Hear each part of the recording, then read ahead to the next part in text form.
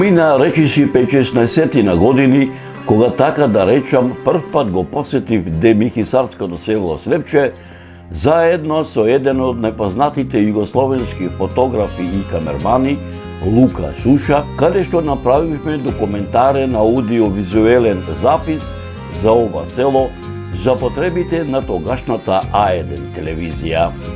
Иако, како што вели народот, Господ милуваше Демихисарскава регија да ја крстарам во изминативе 20 и кусур години, никако не доаѓаше редот повторно да наминам во селото Слепче, не само мештаните да ми ги дораскажат приказните за историчкото битисување на нивното родно село, особено да ми ги раскажат многуте приказни како за духовниот живот, така и за историчкото битисување на многовековниот манастир, чие име го носи на Свети Јован Крстител, меѓународот попознат под името Слепечки манастир, сето тоа да го преточам во нов аудиовизуелен документарен запис, се со цел сето тоа што ќе остане недоречено или недопрено во овој документарен запис, да произлезе порив кај обичниот човек, а пред се кај добрите познавачи на оваа област, да го доистражат, да го изнесат на виделина,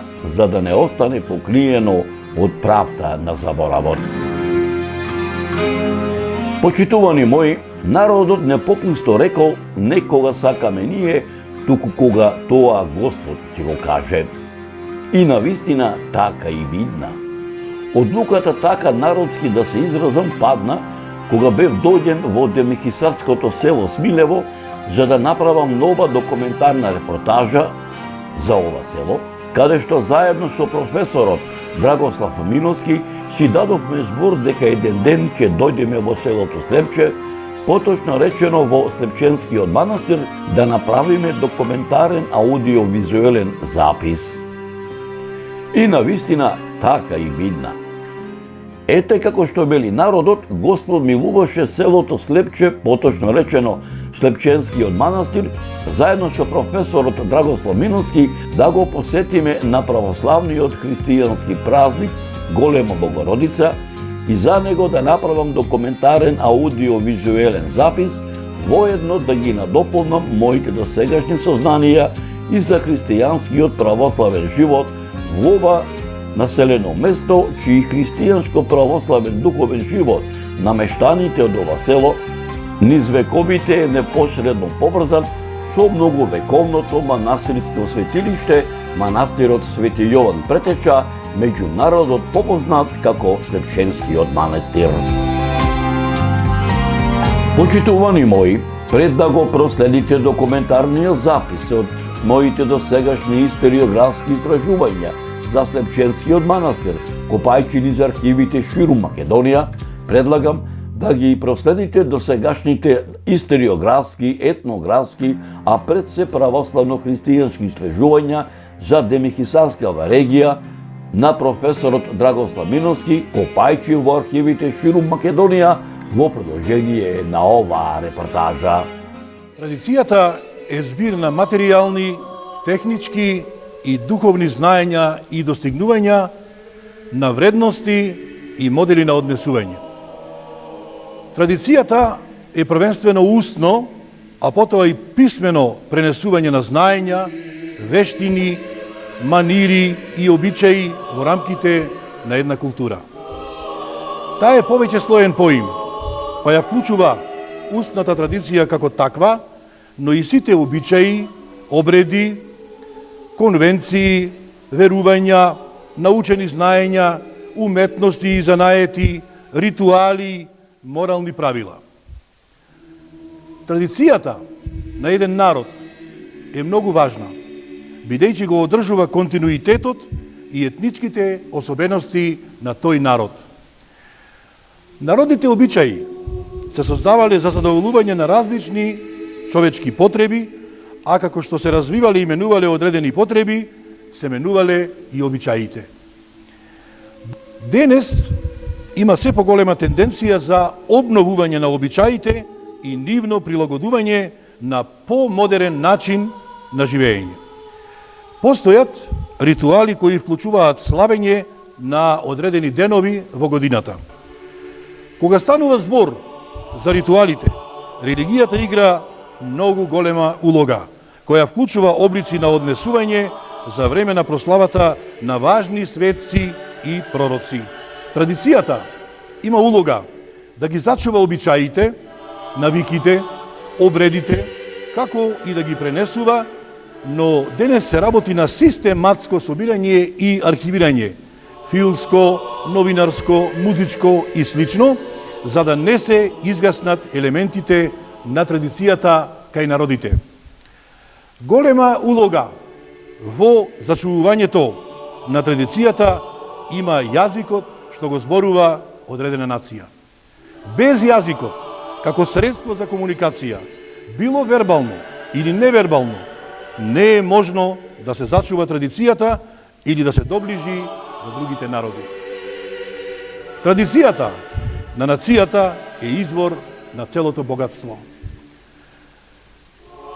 Традицијата на еден народ е олицетворение на сето богатство што може да ја презентира една земја. Во Македонија таа овозможува да се зачува, негува и афирмира културниот идентитет на македонците и Македонија, бидејќи македонското творење има бесценета вредност како културно обележје. Традицијата на еден народ е олицетворение на сето богатство што може да ја презентира една земја. Во Македонија таа овозможува да се зачува, да се негува, да се афирмира културниот идентитет на македонците и Македонија, бидејќи македонското творење има бесценета вредност како културно обележје.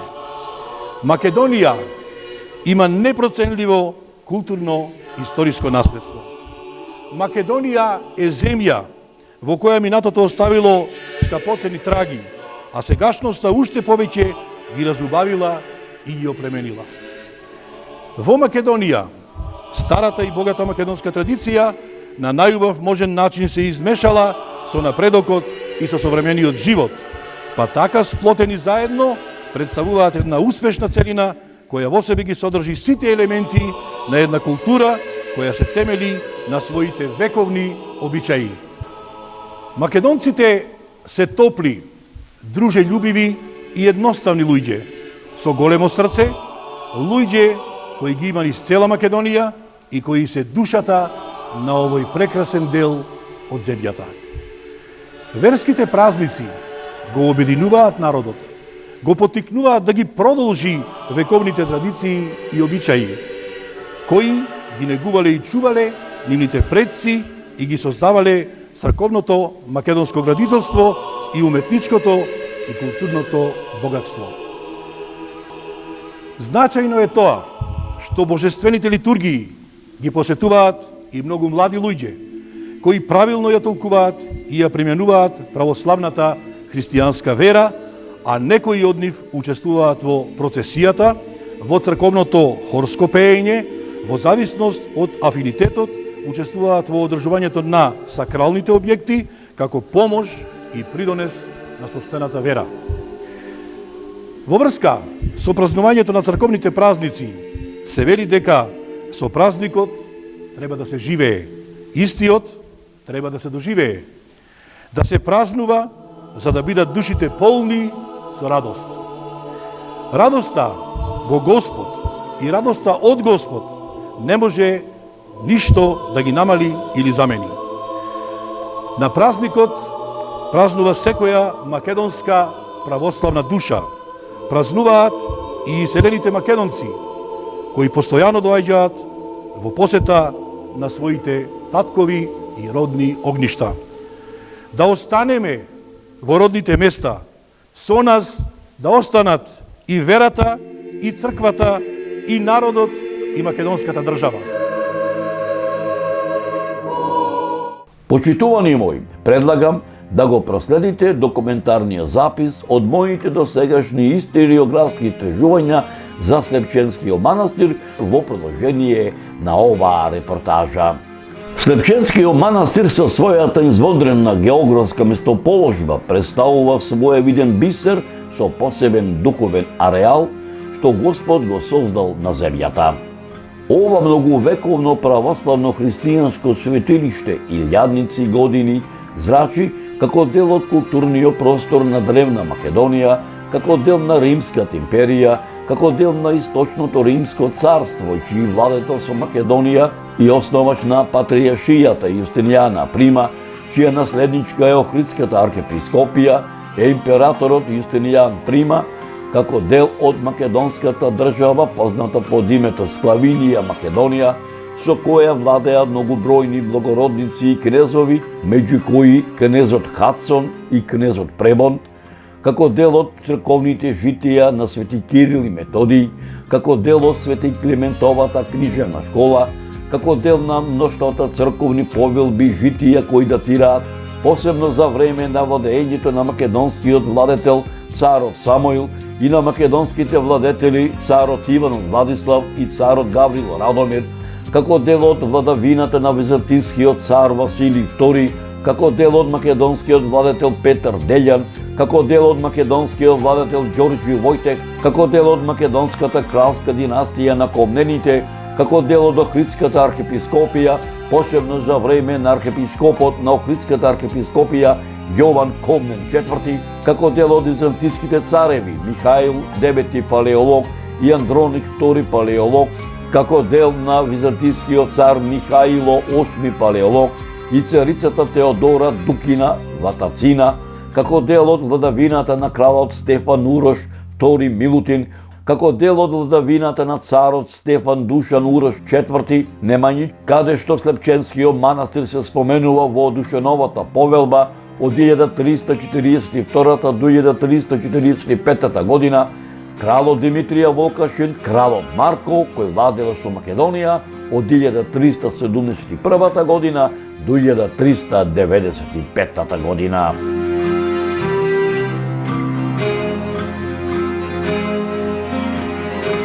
Општејувањето на Слепченскиот манастир е забележано во Отоманскиот пописен тапи дефтер број 8 од 1436 година, чиј манастирски имот бил во собственост на Ахмед Балабанбек и Сари Мулабек, во пописниот дефтер од 1446 година и во пописниот дефтер број 508 од 1447 година, во пописниот дефтер од 1560 година, во пописниот дефтер од 1562 година и во отоманските пописни дефтери од 1565 година, отоманскиот пописен дефтер од 1570 година, во пописниот дефтер од 1582 година.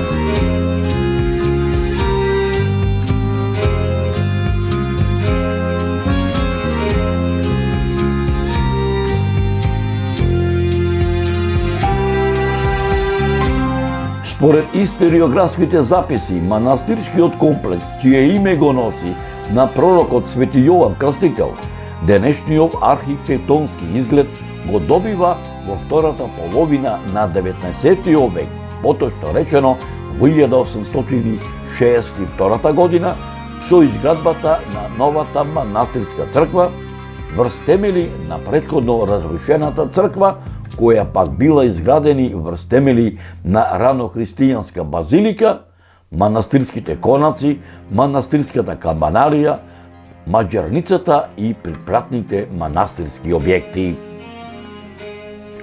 Слепченскиот манастир по својата архитектура представува типичен примерок на византиски стил надградба од типот на базилики, наречени псевдобазилики, кои се карактеристични за преродбенскиот период во Македонија. Градбата на манастирската црква представува трикорабна базилика со полукружна апсида на источната страна, разделена на 7 плитки ниши, 2 шестоаголни куполи и манастирски отворен трем, кој се протега од запад наспрема исток, созидан до појасно со камен, а над појасно со арки кои ги има десетина на број, изработени од брестово дрво, орнаментално украсени. Основата на градежниот материјал за незината градба е одделкан травертински камен, меѓусебно поврзан со варов малтер и фуга. Кровната конструкција на апсидата, двете куполи, полукружната апсида и манастирскиот полуотворен трен е изработена од брестово дрво, обложена со бакален лим. Главниот влез се наоѓа на западната страна, а над него се наоѓа ниша со клесана фреска со ликот на пророкот Свети Јован Крстител, од каде што се влегува во нартексот. Манастирскиот двор е заграден со голема од камен зидена авлија. Од северната страна на манастирската авлија се наоѓа главната влезна порта, од каде се влегува во манастирскиот двор. Основата на градежниот материјал за изградбата на манастирската порта е од мермерно сечен белкан камен, меѓусебно поврзан со варов малтер и фуга, со по една плитка ниша на северниот и јужниот зид, засводена во горниот дел, фреско живопишена, со вкресена фреска на пророкот Свети Јован Крстител.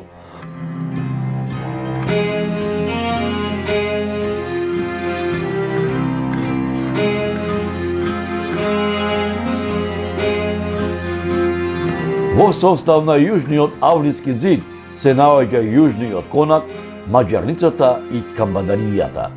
Основата на градежниот материјал за изградбата на манастирската маџарница, поточе речено на јужниот, источниот, западниот и северниот зид, кои го сочинуваат 4 арки, каде што над четвртата арка и зидена камбанаријата е од речен камен, меѓусебно поврзан со варов малтер и фуга, додека пак внатрешниот засводен дел на маџарницата е обложен со доломитни шамотни опеки.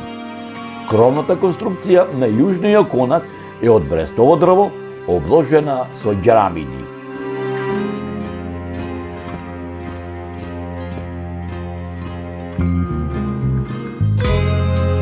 Во состав на северниот авлиски зид се наоѓа северниот конак.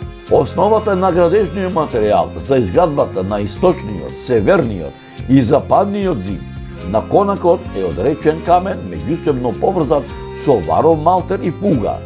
9 засводени џамак пенџери и 2 влезни врати на јужниот зид исто така зидани се со речен камен, меѓусебно поврзан со варов малтер и фуга. Кровната конструкција е од брестово дрво, обложена со ѓерамиди. Фреско живописот во манастирската црква привлекува особено внимание како со својата содржајност, така и со естетиката. Зографот со својата сликарска тајфа не оставил ниту еден дел од зидовите без украсување. Употребени се хармонични и живи бои со нагласена светла нијанса. Психолошката димензија на ликовите е благо нагласена, а композициите се одликуваат со средна динамика и драматичност, посебно на куполите, 8 од речен камен зидани столбови, рамномерно распоредени по 4 од јужната и северната страна, во правец од запад кон исток до иконостасот, кои се издигаат од средишниот дел од подот до сводниот дел на нартексот, со по 4 арки, со украсна орнаментика, 8 плитки ниши рамномерно распоредени по 4 од јужната и северната страна, во правец од запад кон исток до иконостасот и колонадите за седење и стоење на верниците покрај северниот и јужниот зид. Во централниот сводез дел на апсидата насликана е Света Богородица Небесна. Во олтарниот простор на централниот сводез дел на апсидата се наоѓа сцената Бог Савот, а лево и десно голем број ликови и представи од христијанството, меѓу нив Целиванието Елисаветино, кое се наоѓа веднаш од десната страна на Савот, а во понискиот дел на сводот Свети Лаврентий, а над него старозаветната жртва. Над оваа представа го среќаваме и Свети Кузман, а десно од него насликана е сцената на двајцата архиџакони, Свети Пармен и Свети Венимијан, а лево Свети Роман, со посебна представа над него жртвата Аврамова и архиџаконот Свети Стефан. Во апсидата под Света Богородица Небесна се насликани главните богослужители. Лево Свети Атанас, Свети Никола и Свети Јован Златоуст, а десно Свети Василий Велики, Свети Глигорий Богослов и Свети Спиридон. Во големата купола насликана е велелепна, живописна, раскошна сцена со Исус Христос Вседржител, каде што околу него се распоредени архангели, серафими, сцени со Светиот Дух и сцена со положението на телото на Исус Христос. Во средното поле, каде се наоѓаат прозорците на куполата и на зидните површини, насликани се повеќе светители, а во најдолното поле од куполата насликана е сцената Распетието Христово и симнувањето од крстот.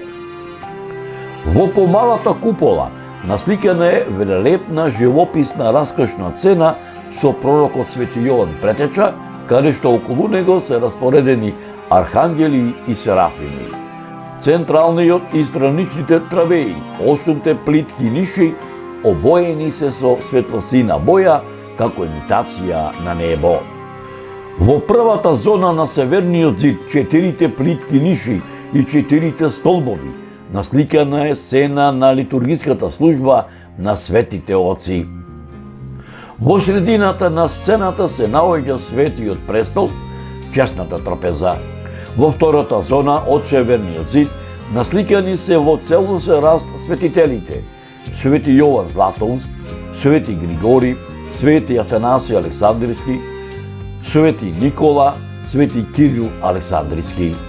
На северниот зид насликан во двопојасна представа е пророкот Мојсей, а во цел раст пророкот Арон.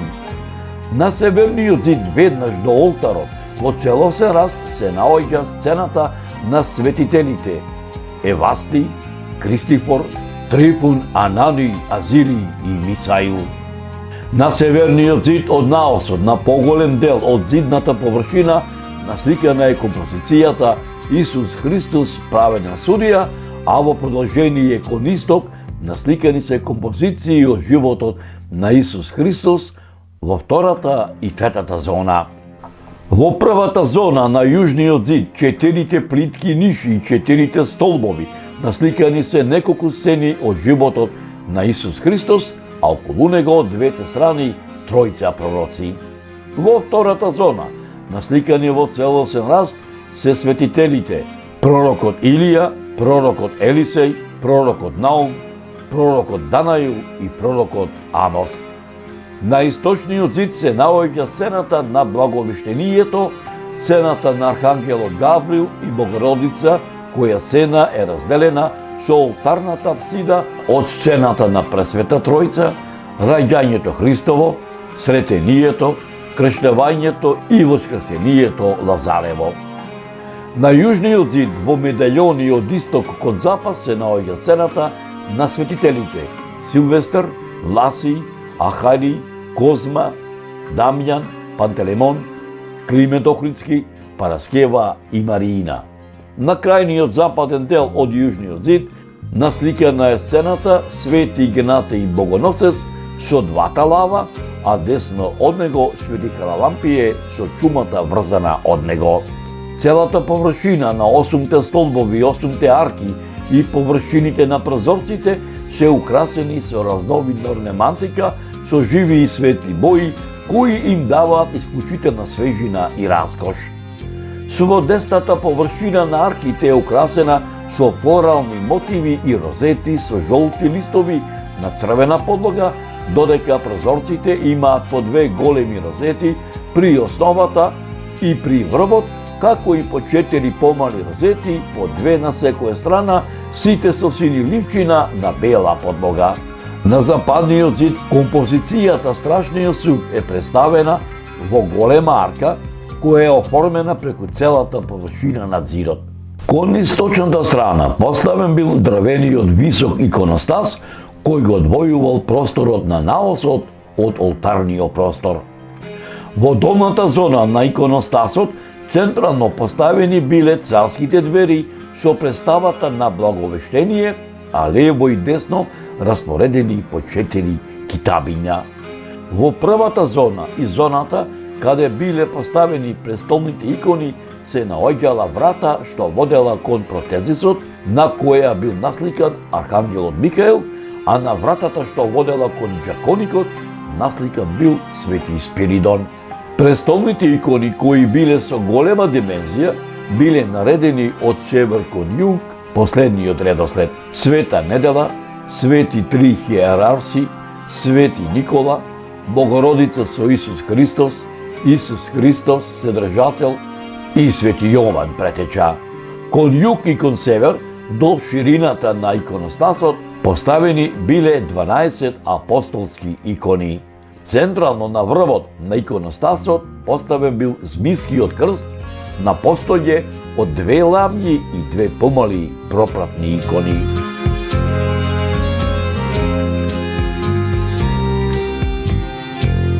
Во сводниот дел на олтарот насликана е сцената на Светите Тројца и приготвениот престол, сцената Старецот на деновите обкружен со серафими, ангели и тетраморфи, а над олтарниот простор Христос со сцената Вознесение. Во олтарскиот дел следела сцената со архиереите Свети Петар Алесандрински и Свети Атанасии. Во нишата од проскомидијата насликан бил архиџаконот Стефан, а во олтарниот простор насликани биле светите пророци Елефтерий, Поликрап и Григорий.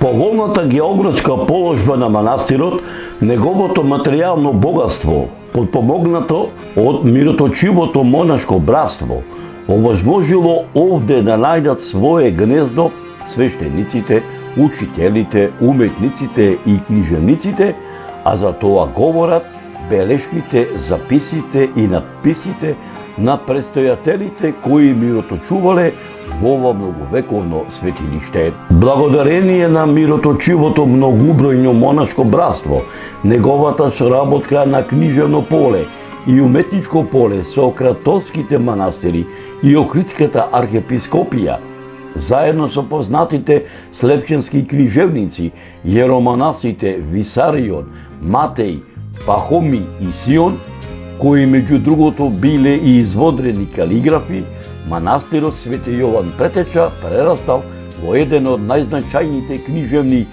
центри во Македонија, а Слепченската книжевна школа доживува најголем подем со активен скрипториум, богата библиотека во која има ракописи кои водат потекло од 11 и 12 век.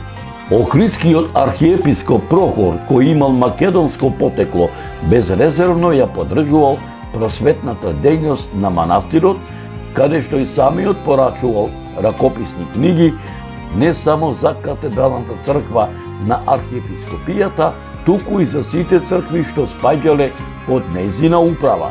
Во Слепченскиот манастир оставил своји авторски записи и игуменот Серафим.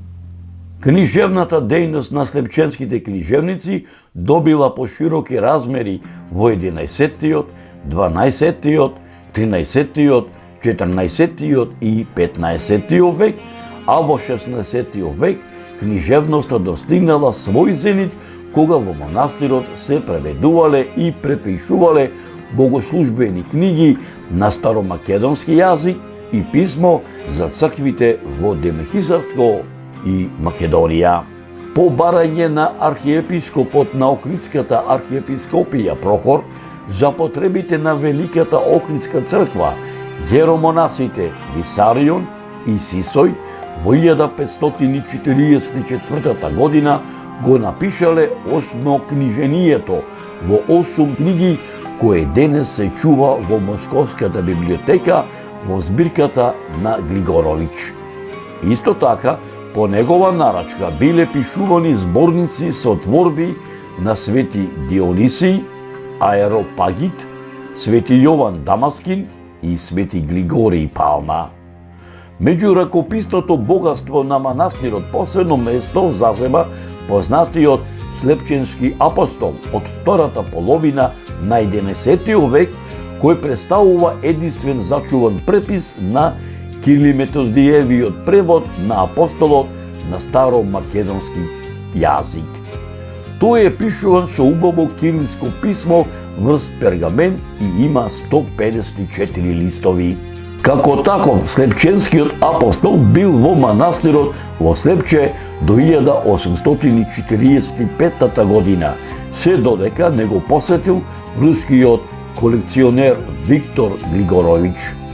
Во текот на 19 век тој бил изнесен од манастирот, па денес е поделен во повеќе странски библиотеки во Москва, во Ленинград, во Киев, во Пловдив.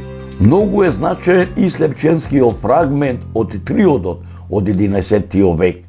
Тоа е пергаментен лист од светен триод што е најден во манастирот. Текстот во фрагментот е пишуван во две колони. Правописот е двоерок и двојусок. Овој фрагмент е интересен од музичка гледна точка, бидејќи во него на две места се наоѓа самостојна употреба на нотниот знак тита. Со оглед на тоа дека станува збор само за фрагмент од еден лист, можна веројатно е во целиот текст на ракописот овој знак да се среќавал и во комбинации со други нотни знаци. Денес фрагментот се наоѓа во Русија. Во Софиската народна библиотека под бројот 1037 се чува слепченскиот патерик, кој датира од 14 век. Тој представува збирка на посебно издвоени поучни места од животот на светителите, пустинците, монасите, отшелниците, примери на обратени грешници заради духовно наградување и усовршување на брајќата. Многу значајни за историјата на манастирот се слепченските поменици. Најстариот од нив е пишуван некаде пред 1544 година од познатиот слепченски книжевник Висарион. Во 1845 година ракописот е земен од Виктор Григорович и е однесен во Русија. Тој има 190 листа и се чува во Државната научна библиотека во Одеса под бројот 9140. Друг слепченски поменик од 16 век сега се наоѓа во Софиската народна библиотека под бројот 1015 со 82 хартиени листа. Во истата библиотека се чува и трет слепченски поменик, пишуван во периодот меѓу 1792 и 1832 година. Поменикот има 190 хартиени листа. Овие поменици покрај имињата содржат и мощно интересни записи во врска со историјата на манастирот. Исто така со голема вредност е и слепченскиот препис на Номакононот на Матеја Властир, зборник со правна содржина во кој се соединети нормите на црковното и световното право. Овој старомакедонски превод е направен набргу по неговото составување, односно во 14 век. При тоа, во тој превод има и текстови што ги нема во грчкиот оригинал, како и список на архиепископите и митрополите што спаѓаат во диецезата на Цариградската патриаршија.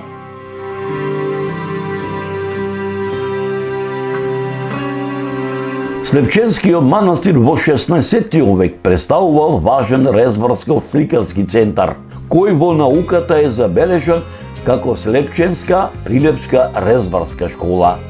Меѓу највредните уметнички дела се слепчанската еднокрилна и двокрилна врата, кои во минатото ги краселе влезовите на манастирската црква. Тие денес се наоѓаат во уметничката галерија во Скопје. Денес во црквата се наоѓаат повеќе значајни уметнички предмети, меѓу кои се истакнува големиот крст со распнатиот Христос од 16 век, царските двери кои се оштетени од пожарот во 1975 година, како и певници изработени во Копаница. Посебно се интересни двете пронајдени врати, изработени во плитка резба, со различни фигури и со мотивот плетенка, представен на начин кој се сретнува во ракописи од 15-тиот и 16-тиот век.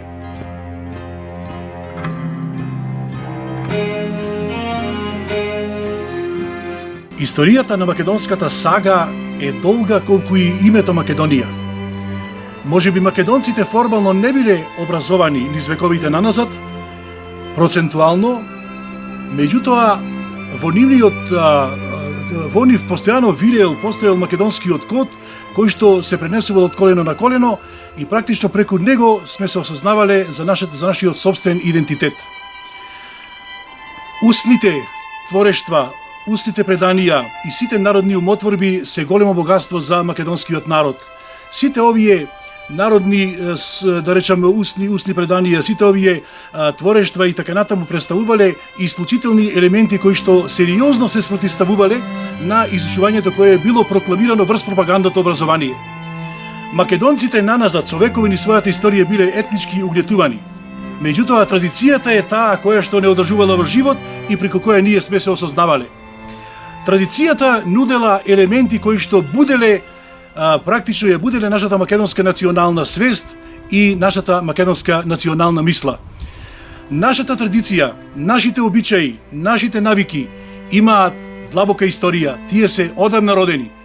Сите овие нови адети, обичаи, навики и традиции кои што се воспоставени подоцна, никогаш не можат да ги заменат нашите стари навики, нашата стара традиција, значи старите слави, прослави и така натаму. Новите традиции, навики и обичаи не можат така да ни го загреат срцето и да ни го исполнат со радост, онака како што можат старите македонски традиции. Сепак да не бидеме погрешно разбрани, светот обстојува врз основа на оспособување и имплементирање на новитети. Ние мораме да ги почитуваме тие новитети. Меѓутоа, реков, не смееме никогаш да дозволиме да се заборават нашите стари и проверени и докажани традиции, адети, обичаи и така натаму. Бидејќи тие обичаи, таа традиција се огледало на нашето славно историско минато. Таа традиција и тие обичаи се мост меѓу младите генерации и нивните предци. Тие традиции, културата, обичаите, творештвото, јазикот, фолклорните обичаи се најверодостојни нешта кои што се пренесувале од генерации на генерации низ вековите наназад. Традицијата е нашата лична карта која што не одвојува од толпата и не прави уникатни и единствени, меѓутоа и дел од нешто многу поголемо, од долго вековна нација. Покрај тоа, нашите предци имале една колекција од мудрости која колекција била чувана со векови наназад и целиот нивни живот и ја чувале со целокупната своја љубов и целокупното свое битие. Народното творештво и колекцијата на мудрости се големо богатство и не било лесно да се зачуваат низ вековите наназад. Нашите луѓе ги негувале сите овие традиции како своите родени деца.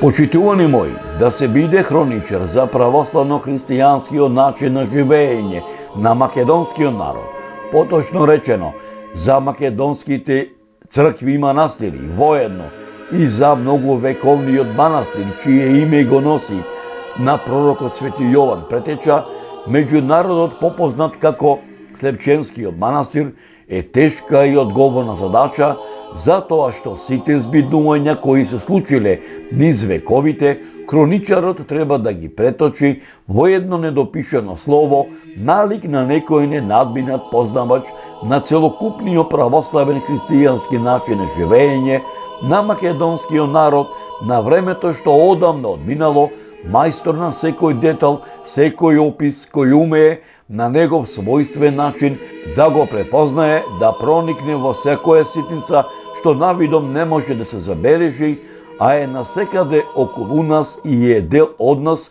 успевајќи тоа да го постигне на тој начин, пишувајќи за работи што му се блиски, што ги носи како дел од себе, со надеж дека ќе се изнајдат и љубопитници и ентузијасти, посебно кај оние поупатените во оваа област, да го доистражат, да го изнесат на виделина, за да не остане покриено од правда на заборавот.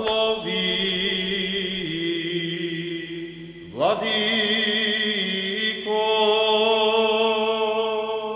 благословено е царството на Отца и Сина и Светиот Дух, сега и секогаш и во вечни векови.